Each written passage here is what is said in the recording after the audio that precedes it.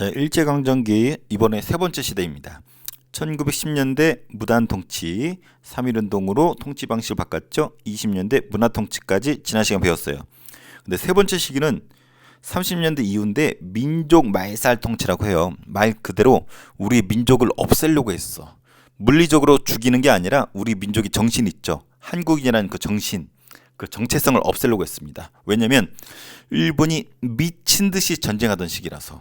그래서 만주사변, 중일전쟁, 태평양 전쟁. 그래서 일본이 거의 한 15년 가까이 미친 듯이 전쟁하거든요. 그래서 전쟁을 원활히 하기 위해서 우리 민족을 없애려고 했습니다. 그러다가 45년 8월 15일 날 광복을 쟁취를 했었죠. 그래서 오늘은 요 민족 말살 통치 볼 건데 요 시기 때 국제 정세가 아주 그냥 어마무시합니다.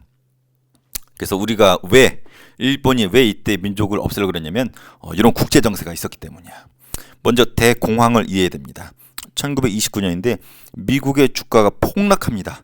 미국은 1차 세계대전을 승리로 이끌고 경제가 어마무시하게 좋아졌었거든. 그래서 주가가 쭉 올라가다가 갑자기 꼬라박습니다. 이것을 대공황이라 그래요. 미국은 지금도 그렇지만 그 당시 최고의 선진국이었는데 미국이 영향이 어마무시하거든. 미국 경제가 꼬라박으니까 전 세계 경제가 박살이 납니다. 근데 왜 미국은 잘 나가다 꼬라박았냐면 예를 들어서 애플, 핸드폰 있죠. 아이폰이 경제가 좋을 때 막 찍었는데 사람들이 이제 하나씩 다 가지고 있어. 근데 더 사지 않는단 말이야. 물건이 안 팔리잖아. 안 팔리니까 어떻게 해? 매출이 올라오지 않겠죠. 팔리지 않으니까 돈이 안 들어올 거 아니야, 회사에. 그러니까 월급을 줄 수 없어, 노동자들한테. 그러니까 노동자를 잘러. 그럼 잘릴 노동자들은 월급을 못 받으니까 아이폰을 또 못 사. 아이폰이 또 안 팔리면은 노동자를 또 해고해. 해고된 사람들은 돈이 없으니까 또 애플을 못 사. 이런 악순환이 계속 반복이 되면서 경제가 완전히 꼬라박습니다. 그래서 전 세계적으로 유명한 그 폭락이 대공황이에요. 완전히 멘붕이 온 거죠.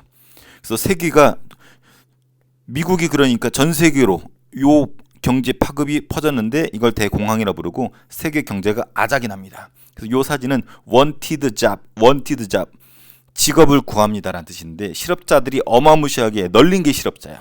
그래서 전 세계적으로 난리야. 경제가 박살이 나서. 그래서 해결해야 될 거 아니야. 그래서 영국, 프랑스 같은 선진국들은 블록 경제를 했습니다.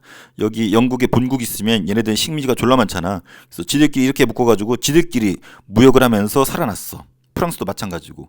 미국은 뉴딜 정책을 해가지고 대규모 사업을 벌입니다. 그래서 댐 같은 거 있죠. 물을 보관하는 댐. 엄청나게 큰 댐 같은 거 만들어서 요 놀고 있는 사람들을 노동력을 그 댐 공사에 투입을 해. 그럼 이 사람들이 월급을 받을 거 아니야. 이 월급으로 또 물건을 사고. 그래서 일부러 일자리를 창출하기 위해서 대규모 건축 사업을 벌이는데 이것을 뉴딜 정책이라 해서 미국은 그런 걸로 살아났고 얘네들 돈 벌고 할 게 없잖아 또. 그래서 라스베가스 들어봤죠. 카지노로 유명한. 그게 이때 만들어진 거예요. 뉴딜 정책으로 돈 번 애네들이 돈을 쓰게 하기 위해서, 놀게 하기 위해서. 그래서 영국과 프랑스나 미국 같은 선진국들은 이런 식으로 해결을 했어. 문제는 얘네들이야. 독일, 이탈리아, 일본.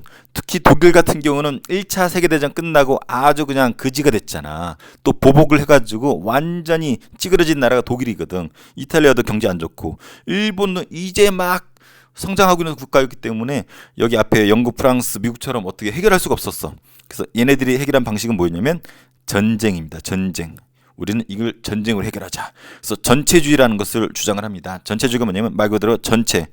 개인보다는 나라를 위해서, 나라에 수많은 사람들이 있는데 개인보다는 나라가 더 중심이 되는 거. 그래서 한 사람은 나라의 하나의 어떤 부속품과 같이 나라의 결정에 따라서 개인의 의견을 무시하고 나라를 위해서 헌신하는 것을 강요하는 것을 전체주의라고 해요. 실제로 일본이 전쟁할 때 모든 사람들이 개인이 존경되기보다는 전쟁터의 부속물로서 놀아납니다. 이것을 전체주의라고 하고 전체주의를 가스라이팅 시켜서 전쟁으로 이걸 해결하려고 했었던 것이 이 당시 정황이고 그것이 2차 세계대전입니다. 그 시작을 알린 사람이 독일의 미치광이 히틀러죠. 히틀러.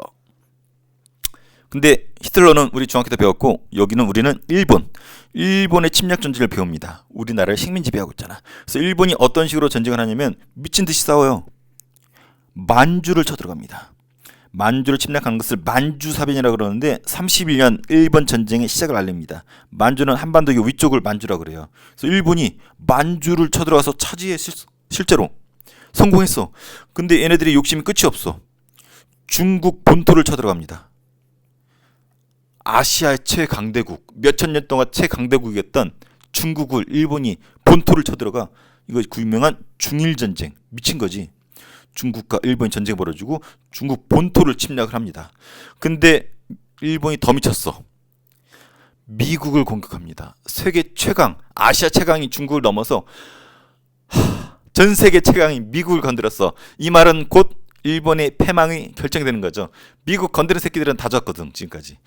그래서 이 전쟁을 아시아 태평양 전쟁, 선생님 때는 태평양 전쟁이라 짧게 불렀는데 요새 교과서에는 아시아 태평양 전쟁이라고 불러요. 왜 태평양 전쟁이라고 부르냐면 요 일대가 다 태평양이거든. 그래서 일단 일본이 도발을 해. 미국의 하와이라는 섬이 있거든요. 여기에 진주만이라는 항구가 있는데 일본이 배를 띄워서 기습 공격을 합니다. 기습. 그래서 일본이 몰래 접근을 해서 진주만을 박살을 내버립니다. 요게 그 사진이에요. 이 하와이 같은 경우는 위치가 요렇게 한반도를 한번 그려볼까요? 자, 요렇게 우리 요렇게 한반도가 있고 중국이 있고 요렇게 미국 본토가 있잖아. 그럼 여기가 하와이거든. 그러니까 여기 미국 본토가 아시아에서 멀잖아. 그래서 여기에 이제 비행기도 많이 있고 해군 기지가 여기 있었거든. 그래서 여기 막 해군 기지가 있고 배가 졸라 많은데 일본 애들 가가지고 선제 공격해가지고 박살을 내는 거야. 그래서 일본과 미국이 맞짱을 뜨고 2차 대전 때 원래 미국은 개입하지 않았거든. 뒤에서 무기 만들어 팔면서 졸라 웃고 있었거든. 근데 지들이 공격을 당했어. 일본에 의해서. 그래서 이때부터 미국이 2차 대전에 참전을 하게 되는데 아시아에서의 2차 세계대전을 여기서 본 것처럼 아시아 태평양 전쟁이라 부릅니다. 일본 때문에 미국이 2차 대전에 참전을 했어. 선생님 하와이 가봤거든요. 진주만 공습 기습당한 거 가봤더니 어마무시하고 참혹합니다. 그래서 요거 실제 그 당시 사진이에요. 미국이 기습 공격받고 박살이 나고 이때 미국 대통령이 루스벨트 대통령인데 졸라 격분해가지고 기자회견하는데 미국 치욕의 날이라고 하면서 일본 새끼들 잘근잘근 씹어먹겠다는 뉘앙스로 어마무시하게 흥분해 있고 일본이 2차 대전 때 참전을 하게 됩니다.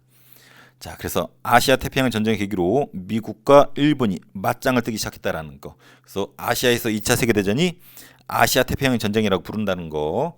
그래서 우리가 기억할 거는 요 세 순서를 좀 알아두세요. 요거 꼭 필요한 거는 만주사변, 중일전쟁, 아시아 태평양 전쟁 이런 식으로 전쟁의 선을 전선이라고 그러죠. 확대시켰다라는 거. 그래서 만주, 중국, 태평양 일대. 그래서 미친 듯이 전쟁하는 미친 원숭이들이 요 시기라는 거 알아두기 바랍니다.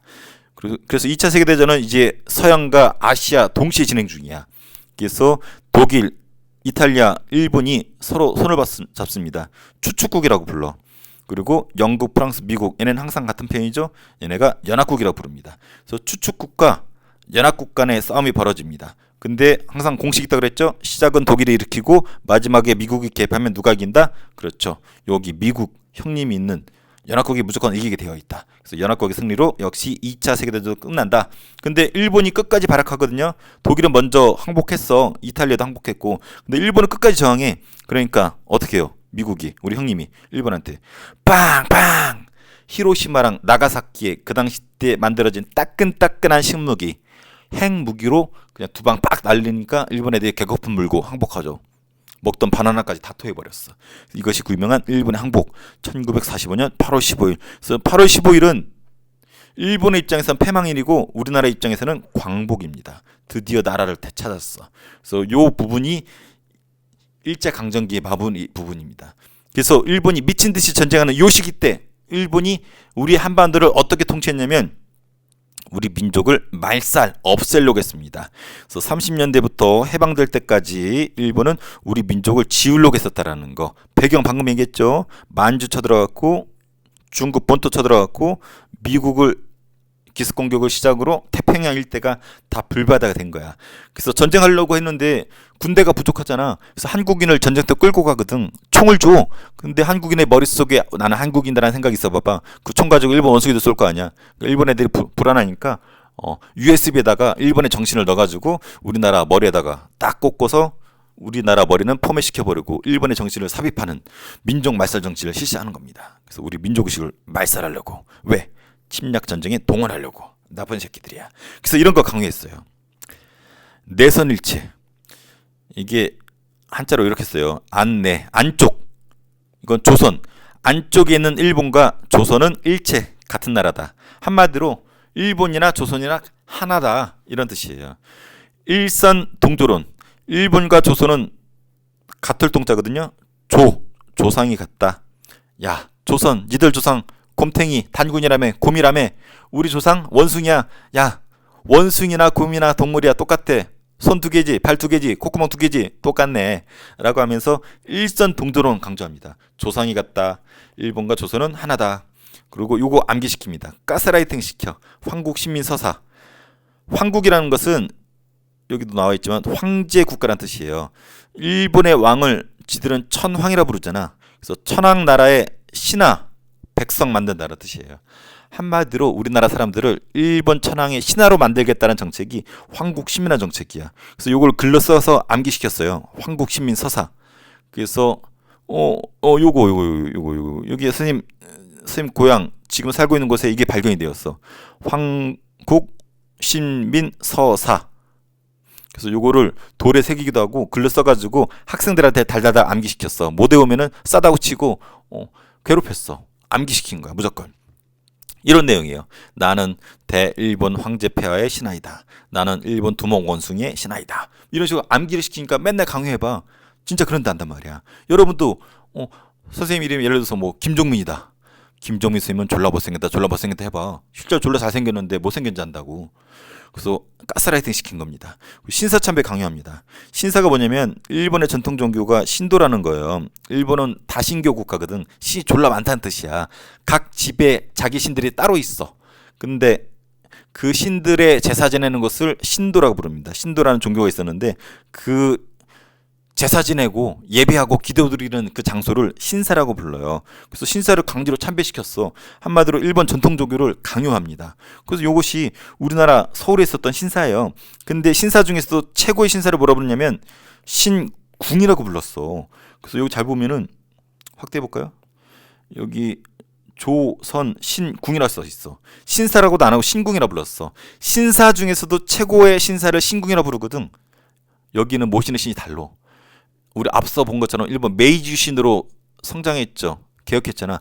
메이지 신을 성공에 이끈 그 당시 천황의 영웅과 일본의 원조신 있죠. 아마테라스라고 불리는 태양신이 일본의 원조신이거든. 걔네들을 모시는 신사를 신궁이라 해가지고 특별히 최고급으로 하는데 요것을 서울에 남산 있죠. 남산 타워 있는데 케이블카 있는데 여기가 거기거든. 거기다 이거 만들어 놓고 학생들한테 여기 보는 것처럼 참배를 하도록 시킵니다. 가스라이팅 시키는 거지. 지들 두목 원숭이들한테 절시키고 믿으라고 강요하는 겁니다. 그리고 궁성 요배. 궁성. 일본 황제가 있는, 일본 천황이 있는 궁궐 있죠. 거기를 향해서 절시킨 거야. 그래서 특정 시간이 되면은 한국인들로 하여금 일본 천황이 있는 곳을 향해서 이렇게 인사를 시켰다고 해요. 완전히 가스라이팅 시키는 거지. 아예 이름까지도, 성과 이름까지도 일본식으로 바꿉니다. 예를 들어서 김종민이 아니라 뭐 김스매끼리, 김다마네기, 김도 안 내겠구나. 도요토미 다마네기, 도요토미 파케스 이런 식으로 일본식으로 바꾸는 겁니다. 창씨개명.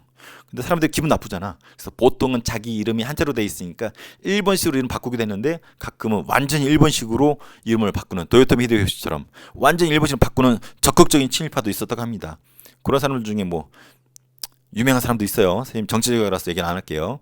그래서 창씨개명 하려고 줄을 서 있고 이때 거의 90% 이상이 창씨개명 합니다. 안 하면은 죽거든. 아기가 학교에서 교육을 못 받고 또 쌀을 나눠줘야 되는데 쌀을 100을 못 받아서 굶어 죽어야 되거든. 그래서 강제로 거의 모든 사람들이 창씨개명을 했었다. 그래도 기분 나쁘니까 마지못해서 하는 사람도 있었고 끝까지 거절하다가 죽임당한 사람도 있었고. 창씨개명 알아두세요. 자, 우리 조선기억령 앞에 배웠죠. 1910년대 1차 조선기억령, 20년대 2차, 그 다음에 세 번째는 3차, 4차예요. 그래서 한국어랑 한국사를 아예 금지시킵니다. 우리 말과 역사를 금지시켰어. 그래서 일본어 사용을 강요해요.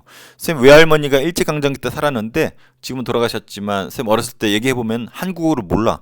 글을 읽고 쓰지 못해. 근데 일본어 졸라 잘해. 막 사카야라우 막 이런 거 외치면서 졸라 잘해요. 일본어를. 왜? 일본어 교육 받았거든. 그리고 소학교가 원래 초등학교인데 국민학교로 바꿉니다. 이 국민은 좋은 표현이 아니에요. 아까 황국신민 배웠었죠. 일본 황제의 신하된 백성 만드는 황국신민. 황국신민의 줄임말이 이 국민학교예요. 국민. 아까 이거 볼까요? 여기 국민 있잖아. 국민. 여기서 따가지고 국민학교로 부르는 거야. 선생님도 국민학교 나왔거든요. 알고 봤더니 좋은 의미가 아니야. 그래서 여러분 때 뭘로 바꿨어요? 그렇죠. 초딩들 초등학교로 바꿨었죠. 그래서 국민학교가 요때 나온 겁니다. 선생님 때까지 있었어. 자, 그리고 아예 신문을 아예 없애버렸어. 감시도 아니고 아예 귀찮으니까 아예 없애버렸고 조선학계 사건이 벌어집니다. 조선학계라는 단체가 있었는데 한국어를 연구하거든. 근데 독립운동한다고 해가지고 그 사람들 잡아다가 고문하고 죽여버립니다. 이것이 조선학계 사건이고 이것을 소재로 만든 영화 말모이가 있죠. 이 사람들이 조선학계 회원들이고 요건 뒤에 또 나오니까 말모이 기회되면 보세요. 선생님 못 봤는데 조선학계 사건을 배경으로 만들었습니다. 자, 국가총동원법을 제정합니다. 언제? 38년에. 중일전쟁 때문이야. 아까 여기 전쟁 순서 봤었죠. 만주사변은 만주 차지한 건데 여기까지 이해가 돼. 근데 일본이 미쳤어. 중국을 건드렸어. 중국이 어마무시하게 많잖아. 지금 10억 넘잖아요. 이때도 몇억 됐을 거 아니야. 얘네하고 전쟁하려니까 이 원숭이들이 100일 수 있겠어? 그래서 중국과 전쟁을 시작했는데 중국이 너무 쪽수가 많으니까 야, 안 되겠다.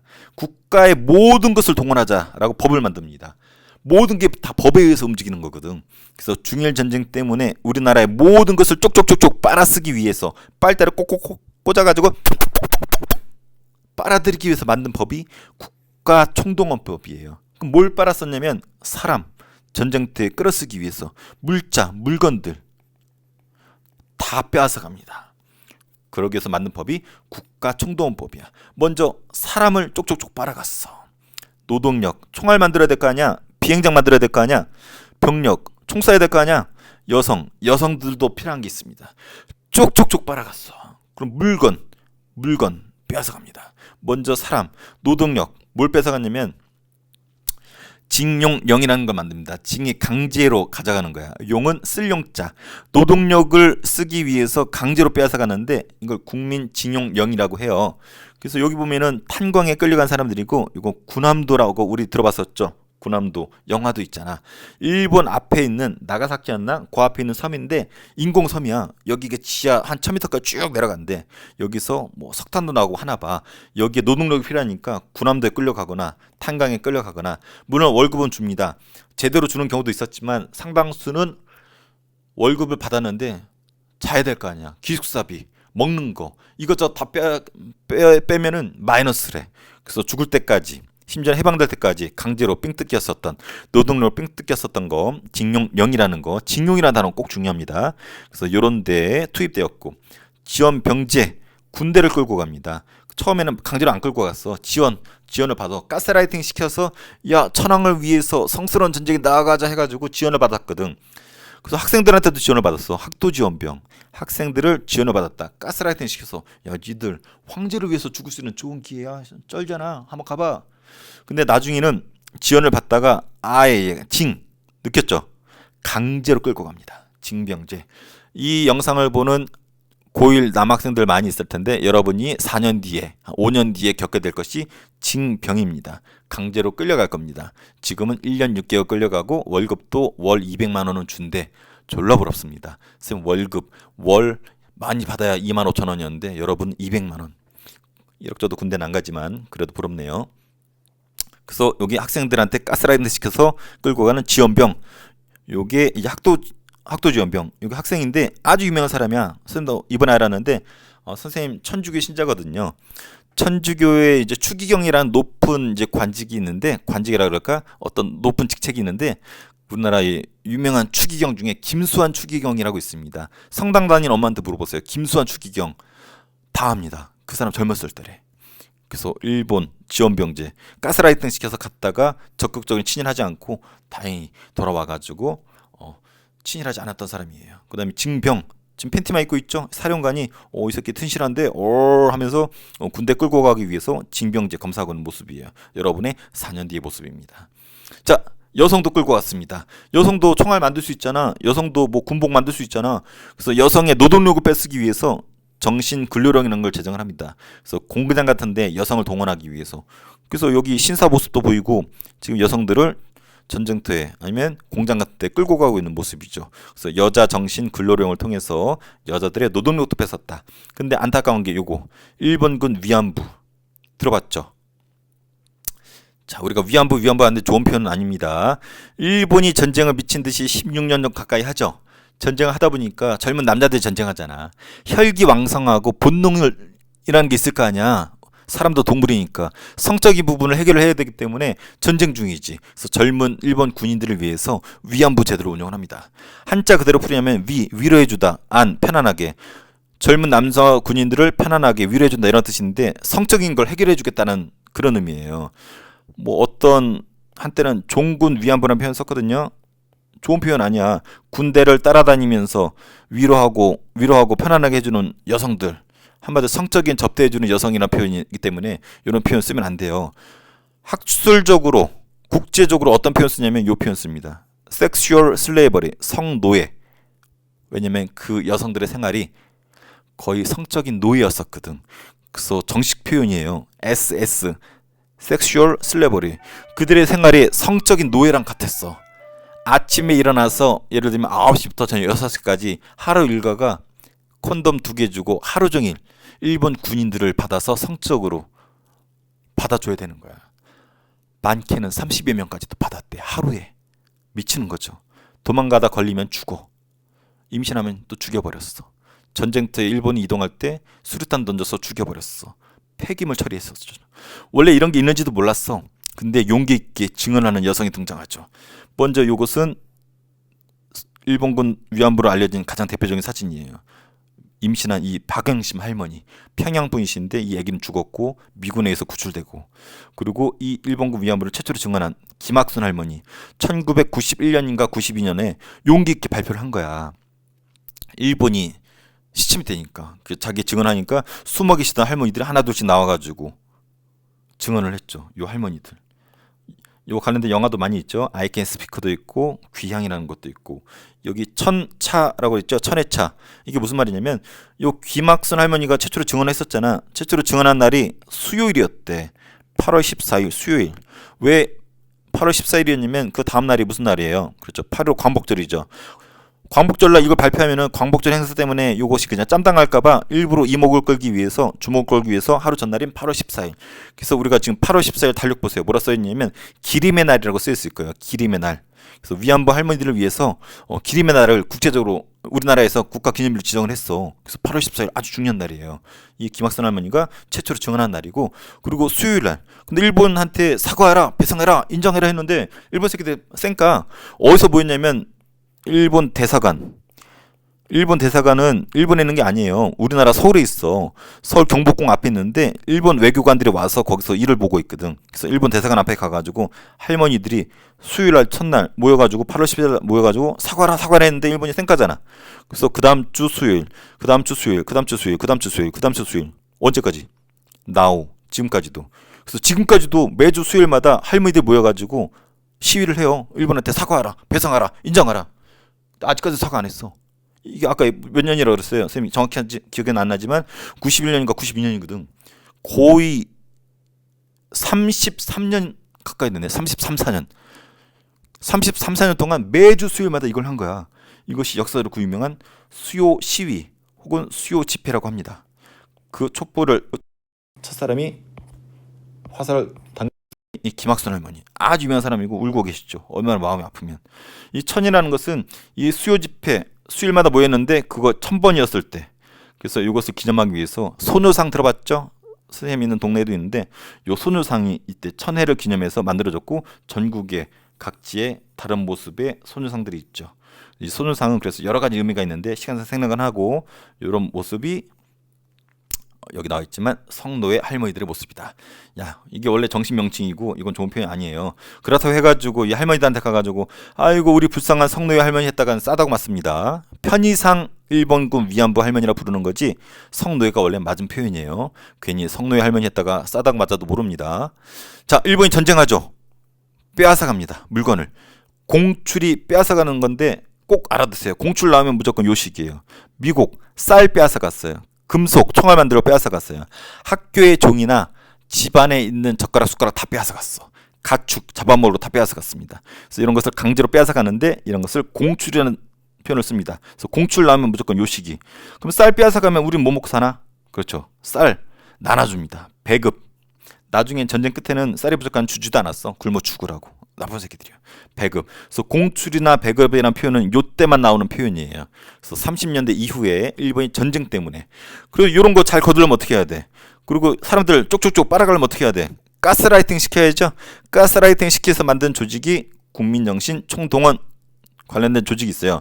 그래서 국민정신을 가스라이팅 시키기 위해서 국민정신 총동원 운동이라는 걸 펼칩니다. 그래서 애국반이라는 조직을 해요. 마을이 있으면은 가스라이팅 시키기 위한 조직이야. 그래서 각 마을을 돌아다니면서 막 가스라이팅 시킵니다. 성스러운 전쟁에 나아가자. 자네 딸 이쁘네. 취업시켜줄게. 교육시켜줄게. 일본군 위안부로 끌고 갑니다. 속아서 갔어. 상당수가 교육시켜준다고 취업시켜준다고 갔더니 막 전쟁터에 끌려가가지고 강제로 그냥 성폭행 당합니다. 눈물 납니다. 소식 들으면. 그래서 이건 그 당시 이 국민정신 총동원 운동을 홍보하는 포스터입니다. 아, 눈물 나. 자, 요 금속 학교인지 모르겠지만 금속을 빼앗아가고 있는 모습이죠. 자, 그래서 배운 거 한번 정리해 볼게요.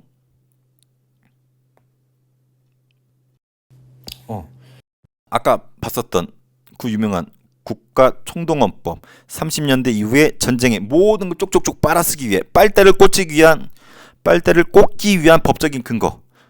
그래서 여기서 뭐 인적, 물적 자원을 쪽쪽쪽 빨아간다. 국가총동원법 아주 중요합니다. 뭐 때문에 1937년에 터진 누굴 건드렸어? 중국 중일전쟁 때문에. 자, 황국시민 서사 암기시켰다 그랬죠? 나는 대일본 제국의 신민입니다. 이것을 아까 여기 본 것처럼 비석 같은 데 새겨서 달달달 암기시키게 했었다 그랬죠. 그래서 이런 단어를 나오면 언제다? 그렇죠. 1930년대 이후 민족 말살 통치기 때라는 거. 자, 봤고. 자, 요약한 거 보고 정리하고 끝낼게요.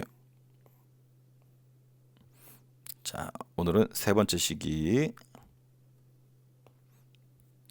자, 1910년대 무단통치, 총독부, 헌병경찰에 의해서 통치가 있었고 3.1운동으로 우리 민족 저항했죠. 그래서 풀어줬죠. 문화통치. 그래서 여러가지 개구라 떨었고 치안율법이 때 만들어졌고 그러다가 경제대공황으로 미국 경제를 비롯해서 세계 경제가 아작이 나죠. 그래서 일본이 선택한 방식은 전쟁이었다. 그래서 만주 쳐들어가고 중국 쳐들어가고 미국 공격해서 태평양 일대에서 미친 듯이 전쟁하는 시기. 그래서 우리 민족을 없애려고 했다. 그래서 황국 시민으로 만들려고 했었다.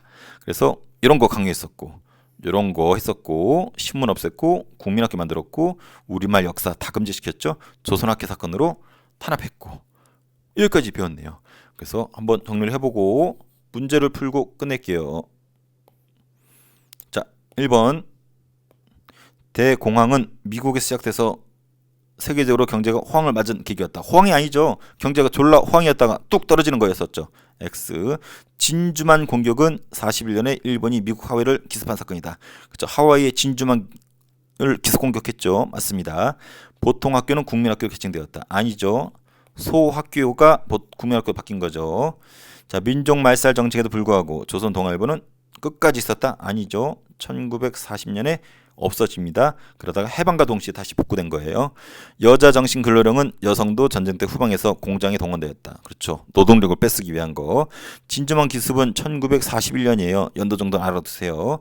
일본은 언제 항복했나요? 8월 15일 폐망일이자 우리는 광복절. 37년 중일전쟁 이후 일본은 뭘 만들었나요? 국가총동원법. 빨대를 꽂기 위한 법이었었죠. 인적, 물적 자원을 뽑아쓰기 위한 법적인 근거. 39년에 제정한 뭐에 의해서 노동력을 뺐었대. 징용이라고 그랬죠. 징용, 쓸 용자, 징용령 알아둬요. 조선 동아일보는 1940년에 폐간되었습니다.